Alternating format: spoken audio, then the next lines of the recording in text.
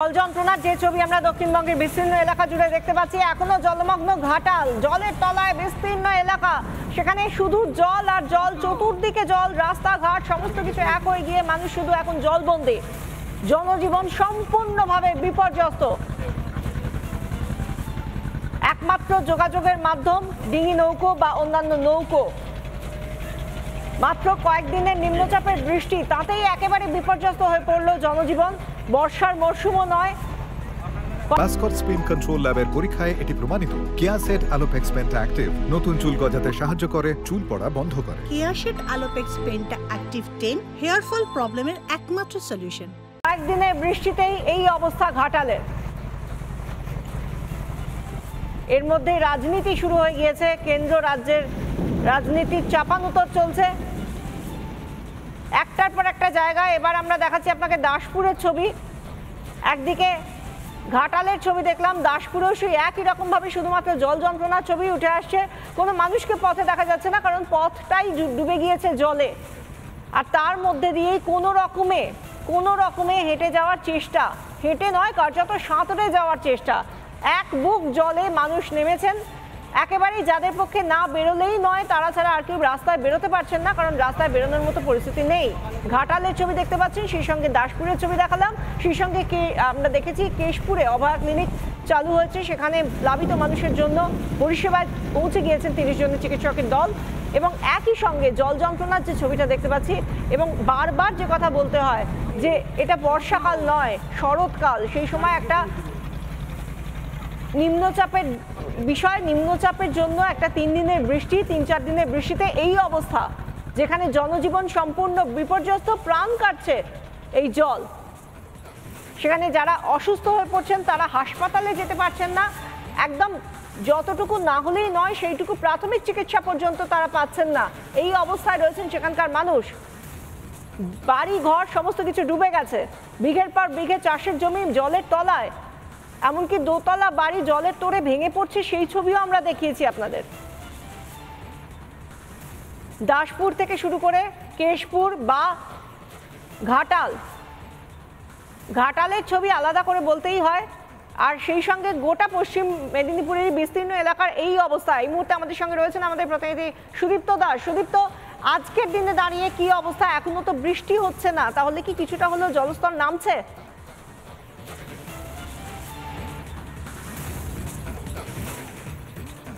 একেবারে বিশাখা, দেখো আমরা কেশপুরের সরিষাখোলা এলাকায় রয়েছে। এখানে একটু ছবিটা দেখাবো।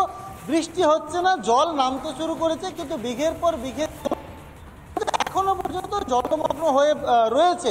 আর তার সাথে বাড়ছে কিন্তু এখানকার মানুষের ক্ষোভ। তার কারণ যে এখানকার মানুষেরা ত্রাণ পাননি, এরকম অভিযোগ আছে। কি বক্তব্য এদের কাছ থেকে শুনবো, কি অভিজ্ঞতা আপনাদের, কি অভিযোগটা কি?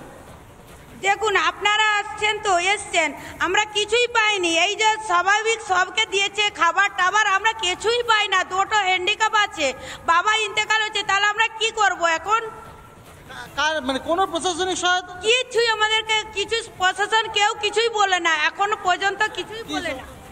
এখানে যে এত ফরম এসছে, এত খাবার, কিন্তু আমাদের কিছু ভাগ করে নিচ্ছে। কারা ভাগ করে? এখানে শুনছি ফরম এসছে, আমরা পাইনি। শুনছি লোকের মুখে ফরম এসছে, আমরা যখন আনতে যাচ্ছি বলে প্রাণ গ্রামে আসছে, কিন্তু আপনারা আমরা পাচ্ছি না। আমরা অঞ্চলকে আসছে সুদীপ্ত, আমরা বুঝতেই পারছি সাধারণ মানুষ তারা ত্রাণ না পেয়ে ক্ষোভ প্রকাশ করছেন। আমরা আবার আসবো এই খবরে, ফিরে আসছি একটা বিরতির পর, সঙ্গে থাকুন।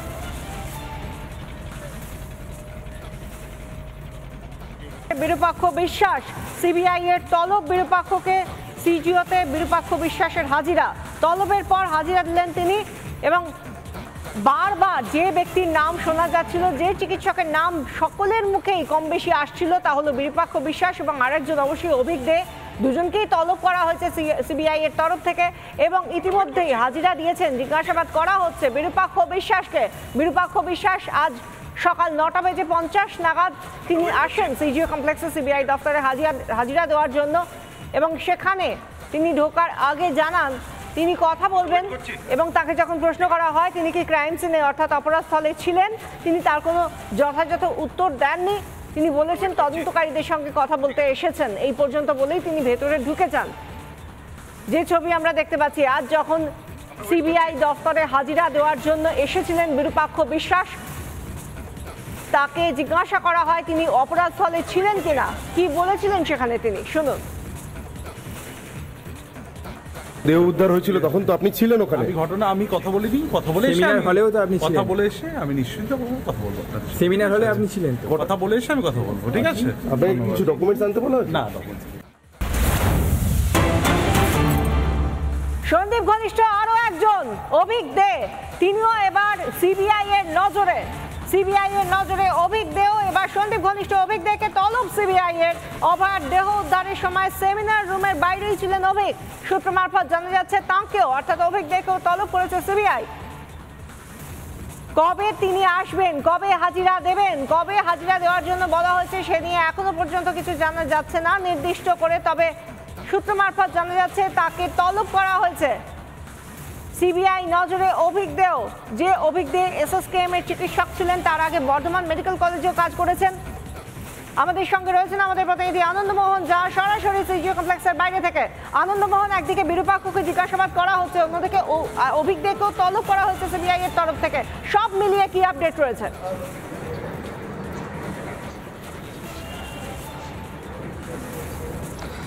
একেবারে বিশাখা তোমায় বলে দিই যে আজকে 9:50 নাগাদ যেটা হচ্ছে যে আরজি কর হাসপাতালে যে সিন্ডিকেট র্যাকেট চলতো, অর্থাৎ সন্দীপ ঘোষের যারা কাছের মানুষ ছিল তার মধ্যে এই বিরূপাক্ষ বিশ্বাস, এবং তিনি 9:50 নাগাদ সিজিও কমপ্লেক্স সিবিআই দপ্তরে এসছেন। ইতিমধ্যে প্রায় 3 ঘন্টার কাছাকাছি হয়ে গেল তার জিজ্ঞাসাবাদ শুরু হয়েছে সিজিও কমপ্লেক্স সিবিআই দপ্তরে, অর্থাৎ ক্রাইম সিনে তাকে দেখা গেছিল এমনটা অভিযোগ রয়েছে। এবং পুরো যে কনস্পিরেসির একটা তাকেও কিন্তু তাকে চিহ্নিত করা হয়েছে সিবিআইয়ের পক্ষ থেকে, এবং তার ফলেই কিন্তু আজকে সিজিও কমপ্লেক্স সিবিআই দপ্তরে বিরূপাক্ষকে ডাকা হয়েছে। তিনি ইতিমধ্যে এসে উপস্থিত হয়েছেন, তার যে জেরা পর্ব শুরু হয়েছে। এর পাশাপাশি যে অভিজ্ঞদের কথা বলা হচ্ছে সেও কিন্তু তাকেও সমন করা হয়েছে, তিনিও আসবেন এমনটাই সিবিআই সূত্রে আমরা জানতে পারছি। তবে যে বিষয়গুলো আজকে রয়েছে, অর্থাৎ সেই দিনকার ঘটনার দিনকার তিনি কি করে গেছিলেন ওইখানে, তিনি কি আগাম খবর পেয়েছিলেন, তাকে কে জানিয়েছিল, এবং তিনি গিয়ে কি দেখেছিলেন, আর কারা কারা ছিল, কোথাও কি পুরো তদন্ত সেদিনকার মতো তদন্তকে প্রভাবিত করার একটা চেষ্টা চলছিল তাদের পক্ষ থেকে, এবং সেইখানে ক্রাইম সিনে তিনি কি করতে গেছিলেন, কে পাঠিয়েছিল তাকে, এই সমস্ত বিষয় নিয়ে কিন্তু জিজ্ঞাসাবাদ সিবিআই করছে আজকে। এবং ইতিমধ্যে সিজিও কমপ্লেক্স সিবিআই দপ্তরে প্রায় 3 ঘন্টা হতে চললো তাকে জিজ্ঞাসাবাদ চলছে, এবং অভিক দে কতক্ষণে আসেন সেটা এখন দেখার। জিজ্ঞাসাবাদ করা হয় এবং এরপর অভিক দে তার সম্পর্কে বা কি জানা যায়। ধন্যবাদ আনন্দমোহন। আমরা কথা বলছিলাম, সঙ্গে ছিলেন প্রতিনিধি আনন্দমোহন ঝা। এবং এই নিয়ে যখন বারবার জুনিয়র চিকিৎসক থেকে সিনিয়র চিকিৎসক প্রত্যেকে বলেছেন বিরূপাক্ষ বিশ্বাস অভিক দেরা এই ঘটনার সঙ্গে জড়িত, দুর্নীতির সঙ্গে জড়িত অভিযোগ করেছেন তারা, সেই জায়গা থেকে জুনিয়র চিকিৎসক কিঞ্জল নন্দ এবং তার সহকর্মী আরো একজন চিকিৎসক তারা কি বলছেন শুনুন।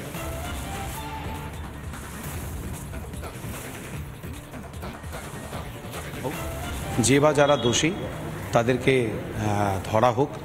তো সেই সুবাদে সিবিআই যদি মনে করেন ওনাকে নিয়ে যাবেন, জেরা করবেন, তাহলে সেটা অবভিয়াসলি সিবিআই নিশ্চয়ই কিছু বুঝতে পেরেছেন।